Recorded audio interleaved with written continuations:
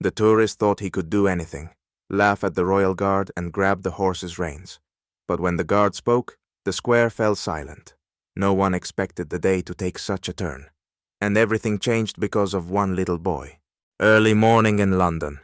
The city is just waking up, but a colorful crowd of tourists already gathers around Buckingham Palace. Grey puddles on the cobblestones reflect the golden glow of the gates, majestic and cold, like history itself. Some take selfies, others plan their routes, and a few are already poised to disrupt the centuries-old silence of disciplined order. At the center of attention, motionless like a monument, stands Sergeant Harrison. Tall, his back perfectly straight, his face carved from stone. His crimson uniform sits crisply on his shoulders, every gold button gleaming under the morning sun. Atop his head rests the iconic towering black bearskin hat, the symbol of the Royal Guard. Harrison's ice blue eyes are fixed far ahead, a gaze that speaks of honor above all else. Amid the hum of the crowd, an obnoxiously loud and raspy voice breaks through. "Hey, mister, can you smile? You're a person, right?" Lounging arrogantly in the front row stands a tourist. His outfit is a garish yellow Hawaiian shirt covered in palm trees, absurdly short khaki shorts, and white knee-high socks paired with sandals. Around his neck hangs an oversized camera, and a coffee cup is clutched in one hand. He looks like he's personally on a mission to overthrow British decorum with his ridiculous, carefree demeanor. Sergeant Harrison doesn't flinch. Not a brow, not a finger. There's something grand in that silence, as though he's not standing on cobblestones but on the pages of a history book. But the tourist wants more. He grins, spreading his arms wide like an actor on stage. "What's with you, man? I thought this was a show for us. Come on, smile. Battery run out?" The crowd stirs. Some chuckle nervously. Others already have their phones out, cameras pointed at the scene. A guardsman, braking and showing emotion. That's viral gold. It's the age where dignity gets measured in views and likes. A young couple whispers to each other. The man huffs irritably. "This isn't a joke. The Royal Guard is a symbol of Britain. What a circus." The woman shrugs, feigning indifference. "Oh, come on. They're not even allowed to move. They're like robots." How easy it is to dehumanize someone when you reduce them to part of the scenery.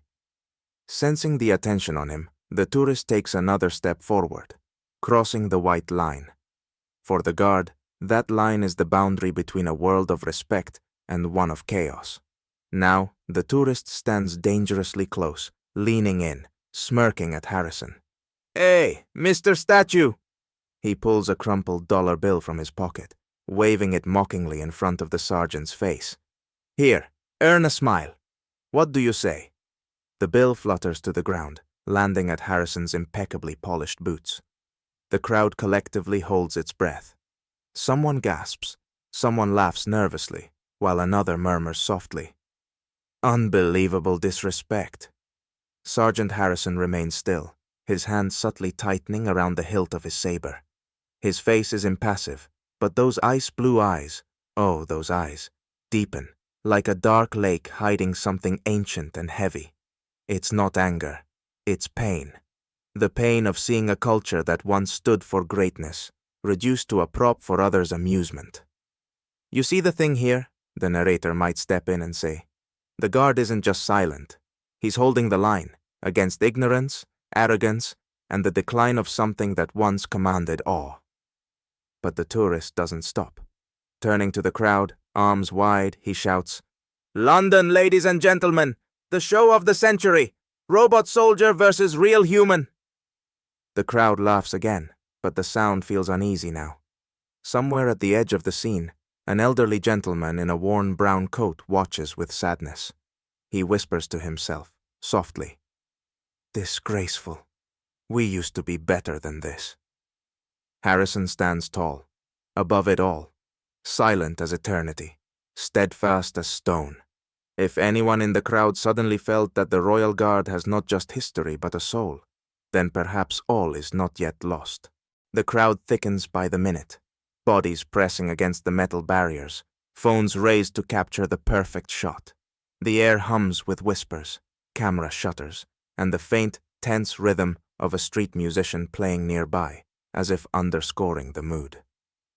At the center of the chaos stands Sergeant Harrison, still and unyielding, like the blade of a sword.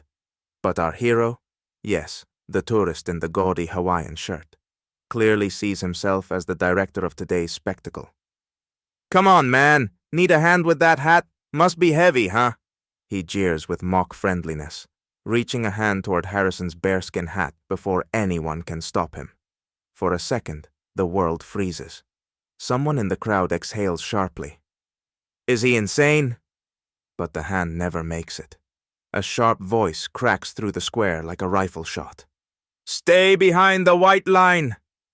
One of the police officers on duty steps forward, his authoritative tone echoing through the space.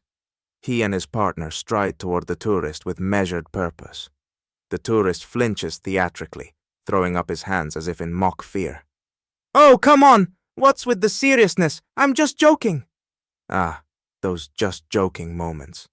The phrase that so often hides arrogance, disguised as humor. The crowd murmurs, people glancing at one another. In the front row, the elderly Englishman in a tweed jacket and flat cap turns red with indignation. His voice, clear and unwavering, rings out. "You're a disgrace. The Royal Guard has protected Britain for centuries, and you act like an uncivilized fool." The words hit hard. Someone in the crowd claps. Others nod in agreement, murmuring their approval. But the tourist grins, ignoring the remark. Pulling out his phone, he holds it up and declares almost cheerfully, "Look here, everyone. I'm gonna see if he even breathes." The crowd erupts with a low rumble of disapproval. Someone gasps. Another voice mutters, "This is disgusting." Unfazed, the tourist steps forward, crossing the white line, the final boundary of respect. His posture is bold, almost triumphant, as he reaches toward the horse's reins. The horse snorts and jerks, startled. But before chaos can erupt, Sergeant Harrison moves, swift as lightning. With a single precise motion, he takes control of the reins, his voice ringing out. "Step back!" The words thunder through the square like a drumbeat. Not a shout, but a command so powerful it sends shivers down spines. The crowd freezes. The tourist stops dead, his hand hovering midair, his face suddenly pale. For the first time, his arrogance falters, replaced by the realization that he's crossed the line. The silence is absolute. Even the pigeons seem frozen, perched motionless on nearby lampposts. "Well, he got what he deserved," someone surely thought. Perhaps you did too. The tourist swallows loudly, forcing a weak smile. "Hey, relax. I was just checking if he's real." But the crowd doesn't laugh. Somewhere, someone mutters, "Shameful, truly shameful." Phones keep recording, but now the tourist is no hero, just a fool. Sergeant Harrison, wordless, straightens up, his grip on the reins loosening as the horse calms. He resumes his position, silent, towering, immovable. His stillness speaks louder than words. Pride, resolve, duty. And all around, London continues, alive but indifferent to those who fail to understand its history. A dead silence fell over the square. It was as if someone had turned off the sound of the entire city. The once boisterous tourist froze, his hand suspended midair, a shadow of confusion flickering across his face, like a student caught cheating on an exam. For the first time in minutes, he didn't know what to say. He spoke!" Someone whispered from the crowd, and the words landed as loudly as a gunshot. Sergeant Harrison still stood tall, as if he'd stepped out of another era. His voice, calm, steady, and sharp as polished steel, hit harder than any display of emotion. "You insult not only me, but everything I represent." The crowd gasped again. This wasn't just the voice of a soldier, it was the voice of honor, patriotism, and the Britain this tourist had likely only seen on fridge magnets in souvenir shops. "This is not a circus nor a show. Step back behind the line immediately." Harrison's words were dignified, yet they fell on the tourist like a hammer of justice. A soft clap broke the silence. An elderly Englishman, who had earlier condemned the tourist, raised his chin and echoed proudly, his voice ringing out, "Let that be a lesson. This is not your comedy act or attraction." The tourist faltered. His smug smile faded, and his cocky gaze darted nervously. He looked like a man suddenly realizing he wasn't in the audience, but center stage. Yet his ego refused to surrender. Desperately trying to save face, he raised his phone again and muttered, "Okay, relax. I just wanted to film a fun video. People love that stuff." But the people had already chosen their side. Wherever he looked, he saw judgment, disapproving stares, whispers, and unfiltered disdain. And then, something happened that changed everything. From within the crowd, a sharp child's cry broke through. A young boy, no more than 7, stumbled on the uneven cobblestones and fell directly in front of the cavalry horse. He wore a blue jacket, clutching a tattered stuffed bear, and his frightened tears cut through the moment like a knife. The crowd gasped in horror. The horse snorted, nervously shifting its weight, its hooves scraping against the stone. Another second, and disaster might have struck. But before anyone could move or scream, Sergeant Harrison broke protocol. Yes, you read that right. He broke it. With a movement sharp and sure as lightning, Harrison stepped forward. His hand snapped over the horse's reins, calming the animal with a single, commanding gesture. Then, without hesitation, he crouched down, gently lifting the boy back onto his feet. The crowd held its breath. For a moment, everyone forgot about their phones, cameras, and the show. Harrison was no longer a statue. He was a man who protected, helped, and cared because it was his duty. "Are you all right, young gentleman?" Harrison's voice was different now. It was soft, almost fatherly, yet carried that same steel resolve. The boy looked up at him, tears streaking his face. Wiping his cheeks with his sleeve, he nodded shyly and whispered, "Thank you, sir." Not a single muscle moved on Harrison's face, but something changed in his ice-blue eyes. A warmth, brief and fleeting, sparked beneath the surface, like sunlight breaking through a frozen lake.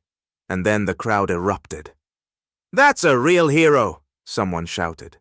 "The Royal Guard at its finest!" came another voice. Applause swept across the square like a tidal wave. This wasn't just approval, it was admiration, the kind reserved for moments of true grace and strength. The tourist. He stood to the side, looking like a deflated balloon.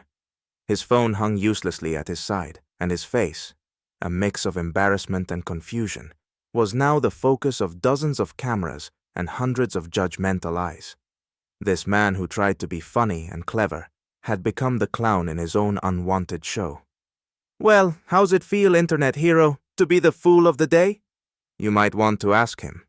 But there was no need, he already knew. Meanwhile, Harrison returned to his post. One step back, his spine straightening, his gaze fixed forward once more. Silent, unshaken, and dignified. Phones were still recording, but this time they captured Sergeant Harrison, the man who with a single action reminded everyone that honor, duty, and respect still matter. Sometimes, silence speaks louder than words. The police officers approached the tourist with a purposeful stride, their demeanor suddenly suggesting this day had become far more interesting for them. One officer, tall and square-jawed, locked his steely gaze onto the tourist and said with clipped authority, "Sir, you violated protocol and created a safety risk. Leave the premises immediately." His voice was calm, but left no room for argument. A command, not a suggestion. The tourist, once so bold, now looked as if he'd been doused in cold water. His face flushed, and his eyes darted nervously between the officer and the crowd, which now seemed eager for this final act of justice.